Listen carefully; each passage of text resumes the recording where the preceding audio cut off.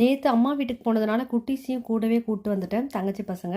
இன்றைக்கி தக்காளி சாதம் பண்ணுங்க அப்படின்னு சொன்னதுனால எங்கள் வீட்டில் தக்காளி சாதம் ரெடி பண்ணிகிட்டு இருக்கேன். நிறைய பேர் பார்த்தீங்கன்னா தக்காளி சாதம் வந்து பிரிஞ்சி சாதம் மாதிரியே பண்ணுறாங்க. நான் அந்த மாதிரி பண்ண மாட்டேன். கொஞ்சமாக எண்ணெய் போட்டுட்டு தாளிப்புக்கு சோம்பு மட்டும் தான் போடுவேன். நிறைய தக்காளி, கொஞ்சமாக வெங்காயம் போடுவேன். நான் ஒரு பெரிய சைஸ் வெங்காயம் பொடியாக கட் பண்ணி போட்டுக்கிட்டு, இஞ்சி பூண்டு பேஸ்ட்டு போட்டுக்கிட்டு, ஒரு 4 பழுத்த தக்காளி போட்டு நல்லா வதக்கிட்டு, கொஞ்சம் கல் உப்பு, மஞ்சத்தூள் போட்டு, கருவேப்பிலை, கொஞ்சம் புதினா, கொத்தமல்லி போட்டு நல்லா வதக்கி விட்டுக்கிட்டேன்.